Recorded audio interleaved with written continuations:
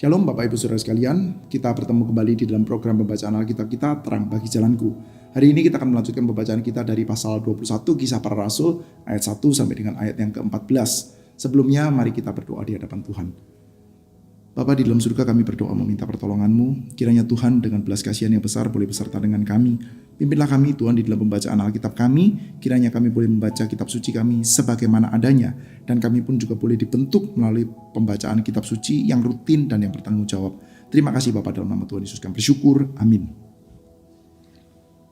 Sesudah berpisah dengan mereka, kami bertolak dan langsung berlayar menuju Kos. Keesokan harinya sampailah kami di Rados, dan dari situ kami ke Patara. Di Patara kami mendapat kapal yang hendak menyeberang ke Venesia. Kami naik kapal itu dan bertolak. Kemudian tampak Siprus di sebelah kiri, tetapi kami melewatinya dan menuju ke Syria. Akhirnya tibalah kami di Tirus, sebab muatan kapal harus dibongkar di kota itu. Kami menjumpai murid-murid dan tinggal di situ selama 7 hari. Oleh kuasa roh, murid-murid itu menasihati Paulus supaya ia jangan pergi ke Yerusalem. Setelah lewat waktunya, kami berangkat meneruskan perjalanan kami. Mereka semua dengan istri dan anak-anak mereka mengantar kami sampai keluar kota.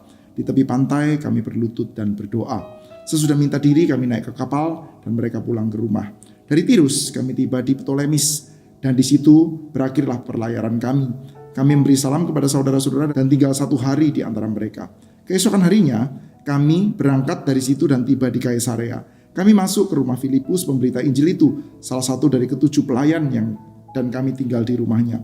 Filipus mempunyai 4 anak gadis yang memiliki karunia bernubuat. Setelah beberapa hari kami tinggal di situ, datanglah dari Yudea seorang nabi bernama Agabus. Ia datang pada kami, lalu mengambil ikat pinggang Paulus. Sambil mengikat kaki dan tangannya sendiri, ia berkata, "Inilah kata Roh Kudus. Beginilah pemilik ikat pinggang ini akan diikat oleh orang-orang Yahudi di Yerusalem dan diserahkan ke dalam tangan bangsa-bangsa lain." Mendengar itu, kami bersama-sama orang di tempat itu meminta supaya Paulus jangan pergi ke Yerusalem. Namun Paulus menjawab, "Mengapa kamu menangis sehingga membuat hatiku hancur? Sebab aku ini rela bukan saja untuk diikat, tetapi juga untuk mati di Yerusalem demi nama Tuhan Yesus." Karena ia tidak mau menerima nasihat kami menyerah dan berkata, "Jadilah kehendak Tuhan." Sampai di sini pembacaan Alkitab kita. Saudara, kita mengingat ya bahwa Paulus masih sedang meneruskan perjalanannya ke Yerusalem untuk membawa bantuan kepada saudara-saudara Kristen di Yerusalem, saudara. Dan kita melihat, saudara, di dalam bagian sebelumnya, hal ini saudara sudah sangat jelas di dalam benaknya Paulus bahwa dia adalah seorang tawanan roh. Paulus tahu bahwa dia itu sedang dinantikan oleh beragam kesulitan. Dia tahu bahwa dia sedang dinantikan oleh penangkapan, pemenjaraan, saudara. Dia sudah menyatakan bahwa roh menyatakan hal itu, saudara. Dia adalah tawanan roh. Dia tidak sedang bergerak oleh keinginannya sendiri, saudara. Tapi dia sedang ada di dalam pimpinan Roh Kudus, saudara. Dan memang ya, kalau kita mau perhatikan sejak di dalam pembukaan kitab Kisah Para Rasul ini, kita melihat, saudara, bahwa Roh Kudus itu sedang sangat aktif bekerja, saudara. Bahkan sebetulnya kalau kita mau tarik dari dalam Injil Lukas, saudara, kita mendapati bahwa memang Yesus Kristus sejak asal pelayanannya juga dia melayani dengan kuasa Roh Kudus, sudah. Bahkan Yesus Kristus pun dikandung oleh Roh Kudus, sudah. Jadi kita bisa melihat, sudah, di dalam Injil Lukas dan kitab Kisah Para Rasul ini, sudah, cerita tentang kuasa Roh Kudus yang terus bekerja dengan kekuatan yang besar, sudah. Sudah, ada satu buah pendapat menarik ya. Pendapat menarik yang mengatakan seperti ini, sudah, bahwa kalau kita perhatikan, sudah, ada perbedaan yang cukup signifikan antara Injil Yohanes dengan Injil-Injil sinoptik. Nah, salah satu perbedaannya adalah, sudah, saya tidak menyatakan ini secara dogmatik ya, sudah, tetapi secara hermeneutis. Sudah, pendapat tersebut mengatakan bahwa di dalam Injil Yohanes, sudah, kita mendapati ada satu buah gambaran yang jelas, yaitu Bapa, Anak, dan Roh Kudus. Dalam artian, sudah, Yesus itu datang dari Bapa. Dia mengatakan anak tidak melakukan apapun saja kecuali yang dilihat dari Bapa. Jadi Yesus datang dari Bapa. Dan setelah itu, sudah, Yesus menjanjikan Parakletos. Yesus menjanjikan Roh Kudus, menjanjikan penghibur. Tuhan Yesus mengatakan bahwa nanti Roh Kudus itu akan diutus, sudah. Jadi ya, Yesus Kristus akan meminta kepada Bapa sehingga dia mengutus penghibur, sudah, Roh Kudus, sudah. Dan Roh Kudus itu nanti akan menyatakan apa yang diajarkan oleh Yesus, sudah. Jadi kita mendapat ya gambarannya itu ada di dalam formulasi Allah Tritunggal yang standar. Jadi Allah Bapa, lalu Allah Anak, yaitu Yesus Kristus yang menyatakan Allah Bapa. Yohanes pasal 1 ayat 8, saudara, tidak ada seorang pun saja yang pernah melihat Allah, tetapi Anak tunggal Bapa yang anak tunggal Allah yang duduk di pangkuan Bapa, dia yang menyatakannya. Ada Bapa dinyatakan oleh Kristus. Tapi nanti Kristus akan pergi, Kristus akan naik ke sorga. Tetapi nanti akan ada Roh Kudus yang diutus, Parakletos, yang akan mengingatkan para murid terhadap apa yang diajarkan oleh Yesus, saudara. Tetapi saudara, kalau kita melihat di dalam Injil Sinoptik, kita mendapat susunannya agak berbeda, saudara. Susunannya seperti apa, saudara? Susunannya adalah ada Bapa, dan setelah itu sudah Bapa mengaruniakan Roh Kudus, dan Yesus itu sudah Yesus itu setelah Roh Kudus sudah. Jadi Yesus dikandung oleh Roh Kudus. Memang betul ya. Sekali lagi sudah, saya tidak sedang mengatakan ini secara dogmatik ya. Oh kalau gitu formalisasi Allah Tritunggal kita demi nama Bapa dan Roh dan Yesus. Tidak ya, saya tidak sedang mengatakan itu secara dogmatik sudah. Tetapi secara hermeneutis sudah, kita mendapati ada semacam kayak penekanan ya, bahwa Allah Bapa, lalu setelah itu Roh Kudus, setelah itu Yesus. Yesus itu melayani di dalam kuasa Roh Kudus, dan dalam hal ini sudah gereja juga melayani dalam kuasa Roh Kudus. Sekali lagi saudara, ini penekanan ya. Saya tidak sedang mengusulkan bahwa formulasi yang standar tentang Allah Tritunggal di dalam ordo yang jelas itu, yaitu Bapa, Anak, Roh Kudus, mestinya kita ubah. Tidak saudara. Tetapi saya ingin menunjukkan bahwa di dalam Injil Lukas dan Kisah Para Rasul, dan juga sebetulnya di dalam Injil Sinoptik yang lain saudara, kita mendapati bahwa Yesus Kristus yang memang hadir sebagai manusia, ya, Yesus Kristus yang hadir sebagai manusia, sebagai penggenapan dari apa yang dijanjikan di dalam Perjanjian Lama, itu adalah Dia yang hidup dan melayani di dalam kuasa Roh Kudus. Nah, saudara, kalau bedakan dengan Yohanes itu jelas sudah, Roh Kudus itu diutus oleh Yesus untuk menyatakan apa yang dikatakan oleh Yesus. Tetapi sudah, kalau kita melihat Yesus Kristusnya yang dipotret di dalam Injil Lukas adalah Yesus Kristus yang berjalan di dalam kuasa Roh Kudus, saudara. Dia sebagai manusia hidup berjalan di dalam pimpinan dan kuasa Roh Kudus. Dan demikian juga saudara, saat ini saudara, gereja yang bersaksi tentang Yesus juga bergerak di dalam pimpinan Roh Kudus. Termasuk dalam bagian ini saudara, Paulus menyatakan bahwa saya adalah tawanan roh. Paulus adalah tawanan roh. Dia tahu sudah di depan itu dia akan dinantikan oleh banyak kesulitan. Dan dia tahu apa hal lain yang terjadi. Tapi yang dia tahu adalah saya adalah tawanan roh. Karena itu saya akan mengikuti apa yang dikatakan oleh Roh Kudus. Sudah. Tetapi sudah, yang menarik ya di dalam bagian ini, kita melihat ayat 4 ya. Kami menjumpai murid-murid dan tinggal di situ selama 7 hari. Oleh kuasa roh, murid-murid itu menasihati Paulus supaya ia jangan pergi ke Yerusalem. Nah ini sudah ya. Di Tirus ada murid-murid yang oleh kuasa roh juga menasihati Paulus supaya jangan pergi ke Yerusalem. Loh ini gimana saudara? Tadinya sudah jelas Paulus adalah tawanan roh, dipimpin oleh roh mau pergi ke Yerusalem. Tapi sekarang di Tirus sudah ada murid-murid. Nah ini bukan orang sembarangan saudara. Ini juga murid-murid sudah. Murid-murid oleh roh juga menasihati supaya Paulus tidak pergi ke Yerusalem. Loh ini sama-sama roh kok konflikting saudara. Kita jadi kadang-kadang ya, jadi bisa teringat ya terhadap parodi ya. Terhadap parodi orang yang ngaku-ngaku mendapatkan percakapan dari Roh Kudus. Sudah pernah mendengarkan kan ya, sudah ada ya semacam kayak orang yang menggelari dirinya sendiri pendeta dan dipercaya oleh banyak orang sebagai pendeta. Dia kalau khotbah sudah tidak melakukan eksegesi dengan baik, tidak melakukan penggalian yang terlalu serius. Sudah, yang dilakukan adalah Tuhan berbicara kepada saya. Roh Kudus berbicara kepada hati saya. Roh Kudus menyuruh saya. Dan Roh Kudus menyuruh sayanya itu bisa hal yang kadang-kadang itu mengagetkan sudah. Di dalam case tertentu sudah ada Roh Kudus yang menyuruh orang untuk menikah sudah. Ada Roh Kudus yang menyuruh orang untuk transfer sudah. Sudah bisa bayangkan sudah. Ada hal seperti itu sudah. Saya kadang-kadang itu tergelitik ya. Nah, ini bagaimana sudah? Kalau ada satu orang mengatakan Roh Kudus berbicara kepada saya supaya saya menikahi kamu. Lalu dia orang itu mengatakan Roh Kudus juga berbicara kepada saya supaya tidak menikah sama kamu. Begitu sudah. Nah, ini repot sudah. Roh Kudusnya conflicting sudah. Tentu saja ini adalah semacam kayak parodi lucu-lucuan atau sindiran sarkastis dari kita yang tidak percaya dengan hal begitu-begituan sudah ya. Saya kan termasuk yang tidak percaya sudah bahwa Roh Kudus itu boleh kita sebutkan ya. Boleh kita sebutkan Roh Kudus berbicara kepada saya. Roh Kudus berbicara kepada saya. Tetapi lepas dari firman Tuhan. Saudara, kalau kita di dalam teologi reform, apakah kita tidak percaya Roh Kudus? Oh, kita sangat percaya Roh Kudus, sudah. Kita sangat percaya bahwa tidak ada satu orang, tidak mungkin ada satu orang pun manusia yang bisa diselamatkan di dalam Yesus Kristus. Yang bisa percaya pada Yesus Kristus tanpa Roh Kudus bekerja dalam hatinya. Enggak mungkin, saudara. Dan kita juga sangat percaya bahwa Roh Kudus adalah Roh Kudus yang mengilhamkan, yang menginspirasikan para penulis kitab suci sehingga kita punya Alkitab kita. Oleh karena itu kita percaya bahwa ketika Roh Kudus itu bekerja dengan kuasanya yang besar itu, maka dia akan punya dua ciri yang penting sekali.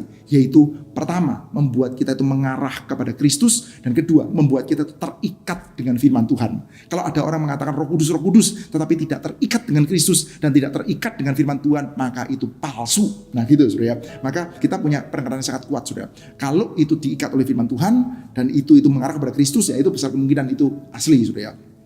Roh Kudus itu bekerja not without the word of God, ya, tidak boleh dilepaskan dari firman Tuhan. Jadi apakah kita orang-orang reform percaya kepada Roh Kudus? Sudah pasti Roh Kudus adalah pribadi ketiga dari Allah Tritunggal, dan Roh Kudus punya pekerjaan yang sangat penting membuat kita percaya kepada Yesus dan mewahyukan firman Tuhan, mewahyukan Alkitab. Kita sangat percaya kepada Roh Kudus, sudah. Tetapi kita tidak percaya kalau ada orang mengatakan Roh Kudus berbicara kepada saya, tapi lepas dari kitab suci. Kadang-kadang bahkan bisa bentur-benturan dari isi firman Tuhan. Itu sudah pasti palsu, sudah ya. Nah, sudah, kita mendapati sudah dalam bagian ini. Nah, ini Roh Kudus conflicting, sudah. Di satu sisi Paulus tawan roh mau ke Yerusalem, tapi murid-murid di Tirus sudah mengatakan oleh pimpinan roh juga supaya mencegah Paulus ke Yerusalem. Kok seperti ini, sudah ya? Nah, sudah, kita perlu mengingat ya bahwa pimpinan Roh Kudus itu tidak sama dengan mengasih tahu seseorang untuk melakukan step by step ABC. Jadi pimpinan Roh Kudus itu tidak meniadakan pengertian dan kemampuannya manusia. Termasuk, saudara, kita percaya kitab suci kita adalah kitab suci yang diinspirasi oleh Roh Kudus. Kita percaya itu, saudara. Tetapi saudara masih bisa melihat tuh corak tulisannya Paulus. Saudara bisa melihat itu bedanya dengan Yakobus misalkan. Paulus dengan Yakobus berbeda. Lalu kita juga bisa melihat ya, Paulus dengan Petrus juga berbeda. Kita bisa melihat ya, Matius dengan Markus berbeda. Sinoptik dengan Yohanes berbeda. Jadi kita bisa melihat, saudara, bahwa meskipun itu semua itu diinspirasikan oleh Roh Kudus, tetapi penulis manusianya itu tidak hilang, saudara. Jadi dipimpin oleh Roh Kudus itu tidak senantiasa harus seragam, ya, tidak senantiasa harus seragam. Termasuk dalam bagian ini, sudah, kita mendapati ya, yang pasti sudah Roh Kudus memimpin, menyatakan bahwa perjalanan di Yerusalem adalah satu buah perjalanan yang penuh dengan kesulitan, adalah hal yang sangat berat. Maka murid-murid di Siprus sudah yang mengetahui ke Yerusalem itu nanti ya akan ada begitu banyak hal yang sangat sulit, ada banyak hal yang bahkan mungkin bisa mengancam kehidupannya Paulus. Maka ya lebih baik Paulus gak usah ke Yerusalem. Bukankah lebih baik kalau Paulus tuh meneruskan perjalanannya ke tempat-tempat yang berbeda, dia baliklah ke Syria, gak apa-apa, ke Antioquia, setelah itu berangkat lagi dalam perjalanan misi yang keempat. Mungkin dia akan bisa lebih fruitful, mungkin dia akan lebih bisa menjadi berkat, sudah. Tetapi sudah dengan pengertian ya bahwa di Yerusalem nanti akan ada banyak kesulitan. Sementara Roh Kudus yang sama sudah juga menyatakan kepada Paulus di Yerusalem akan ada beragam kesulitan, sudah. Tetapi sudah di dalam pertanggungjawaban iman, di dalam bijaksana, dalam pertimbangan-pertimbangan yang sayangnya kita nggak semuanya punya ya, sudah. Paulus memutuskan enggak, saya tetap mesti pergi ke Yerusalem. Dan ternyata sudah murid-murid mereka juga tidak ya, nggak bisa kamu menentang Roh Kudus kan, enggak, sudah ya. Nah, kita mendapati ya ada solemn farewell ya, sudah ya. Setelah lewat waktunya, kami berangkat meneruskan perjalanan kami. Mereka semua dengan istri, anak-anak mereka mengantar kami keluar kota. Di tepi pantai kami berlutut dan berdoa. Gitu ya, saudara ya. Ini ada semacam kayak perpisahan yang solemn, yang khidmat. Mereka sama satu keluarga, semuanya yang membawa keluarga-keluarganya lalu berlutut bersama-sama untuk berdoa, saudara. Kita tidak kelihatan ada conflicting, saudara. Yang satu dipimpin Roh Kudus, yang satunya menentang Roh Kudus, enggak, saudara. Tetapi ya sekali lagi, saudara, di dalam pengertian yang sama-sama dipimpin oleh Roh Kudus, tapi tahu di Yerusalem ada banyak kesulitan, saudara. Dan hal ini nanti memang akan dikonfirmasi, saudara. Seorang nabi dari Yerusalem, saudara. Kita mendapati ya penekanan yang cukup kuat ya tentang adanya orang-orang yang mendapatkan pengertian, mendapatkan beban khusus, mendapatkan pengertian-pengertian khusus dari Tuhan, sudah. Ada anak-anaknya Filipus dan ada Agabus, sudah. Seorang nabi dari Yerusalem yang mengambil ikat pinggangnya Paulus dan mengatakan bahwa nanti yang punya ikat pinggang ini akan mengalami seperti ini. Mereka pun sekali lagi sudah berusaha untuk menahan Paulus. Mereka broken heart, mereka sedih ya karena Paulus akan diikat. Mendengar itu, kami bersama-sama orang di tempat itu meminta supaya Paulus jangan pergi ke Yerusalem. Namun Paulus menjawab, "Mengapa kamu menangis sehingga membuat hatiku hancur? Sebab aku ini rela bukan saja untuk diikat, tetapi juga untuk mati di Yerusalem demi nama Tuhan Yesus." Saudara, Paulus sudah punya pengertian yang bulat, saudara. Meskipun nanti akan mengalami begitu banyak kesulitan dan orang-orang sudah mencegah karena mengasihi Paulus dan mengetahui sudah memang betul di Yerusalem nanti akan terjadi seperti itu, maka mereka mencegah Paulus, dan Paulus justru dengan dicegah, justru ketika dicegah oleh orang-orang yang mengasihi, bahkan mereka menangis, sudah. Paulus mengatakan, "Kamu menangis melarang saya pergi ke Yerusalem, hati saya jadi hancur. Karena apa? Loh, kok kamu takut saya itu menderita di sana? Saya itu rela mati demi nama Yesus." Dan saudara, kalau kita mengingat-ingat, saudara, perjalanan ke Yerusalem, sampai di Yerusalem terjadi keributan dan dari sana ada kematian. Saudara mengingat ya dalam hal ini ya, ada ceritanya siapa? Ya tentu saja ceritanya Yesus. Sejak di dalam Injil Lukas pasal 9 ayat yang ke-51, 52 kita melihat Yesus mulai menetapkan pandangannya ke Yerusalem, dan fix sudah Yesus menetapkan pandangannya ke Yerusalem, dan sampai di Yerusalem apa yang terjadi, sudah? Nanti terjadi keributan dan Yesus akan dimatikan. Dan sekarang sudah Paulus mengatakan demi nama Yesus, demi nama Yesus, dia sudah setting pandangannya dia ke Yerusalem. Dan sampai di Yerusalem saya expecting, saya menantikan nanti akan ada keributan, mungkin saya akan dibelenggu, saya akan dipenjara, seperti Yesus juga akan dibelenggu, dipenjara, dan saya rela untuk mati demi nama Yesus. Sepanjang itu kehendak Tuhan, saya akan jalankan, saudara. Dan kita melihat ya, murid-murid pun sudah dan semuanya nanti akan mengucapkan kata-kata, Thy will be done. Kehendakmu lah yang terjadi. Bukankah ini seperti ya kayak doanya Tuhan Yesus di Taman Getsemani, sudah, kehendakmu yang jadi. Apapun, meskipun itu berat sekalipun, kehendakmu yang terjadi. Sepanjang itu semua dipimpin oleh Roh Kudus, maka kiranya Tuhan karuniakan kekuatan, karuniakan persistensi, betapapun berhadapan dengan kesulitan, serupa dengan Kristus. Sudah, tapi bukankah nanti Paulus di Yerusalem nggak mati ya? Paulus kan nanti di Yerusalem nggak mati kan, sudah. Ini jadi nggak serupa dengan Yesus kan ya? Iya. Jadi begini, serupa dengan Kristus tidak berarti bahwa seluruh pattern pergi ke Yerusalem, menderita, mati, itu harus dijalankan. Enggak, sudah. Kematian Yesus itu unik. Kematian Yesus adalah klimaks, di mana semua yang lain itu akan berdiri dan berjalan berdasarkan klimaks yang menjadi dasar tersebut, saudara. Yaitu Yesus Kristus dalam perjalanan ke Yerusalem untuk menggenapkan kehendak Bapa secara penuh. Thy will be done. Ketika dia berdoa di Taman Getsemani, saudara, di dalam Injil Lukas ada catatan ya, malaikat menguatkan dia, peluhnya mengalir seperti darah, saudara, dan dia terus sudah fix ke Yerusalem dan dia mati, sudah. Itu klimaks. Yesus Kristus itu klimaks, sudah. Nggak perlu diulang-ulang lagi, sudah. Patternnya Yesus Kristus nggak perlu diulang-ulang lagi. Yesus Kristus klimaks. Dia di Yerusalem dan dia mati, sudah. Dan itu klimaks yang menjadi dasar bagi seluruh pelayanan yang lain, sudah. Maka kita mendapati di satu sisi ada pattern, tetapi yang nggak harus ulang-ulang sama. Nggak harus si Paulus mati di Yerusalem, sudah. Kita mendapati nanti sampai Yerusalem terjadi keributan, iya. Terjadi kerusuhan, iya. Ada ditangkap dan dibelenggu, iya. Paulus mati, enggak, sudah. Karena apa? Sudah ada kematian Kristus yang puncak, sudah. Dan nantinya, sudah, Paulus akan terus berjalan sampai ke Roma, sampai ke barat. Dan besar kemungkinan juga sampai ke Spanyol, sudah. Injil Tuhan akan sampai ke ujung bumi, sudah. Maka kita melihat ya, Paulus ini persis sama dengan patternnya Yesus. Enggak, sudah. Tetapi Paulus berjalan di dalam terang salib Kristus. Di dalam pimpinan roh yang sama seperti yang sudah memimpin Kristus di dalam perjalanan kehidupannya sampai ke Yerusalem, sudah. Kita mendapati ya, Paulus berjalan di dalam terang Injil, di dalam terang salib, di dalam terang pimpinan Roh Kudus sampai ke Yerusalem dan nanti akan lanjut sampai ke Roma, sampai ke ujung bumi, sudah. Tempat di mana Yesus sendiri belum ke sana, sudah. Dan kita bersyukur ya, sudah. Saudara dan saya sebagian besar itu hidup di dalam tempat.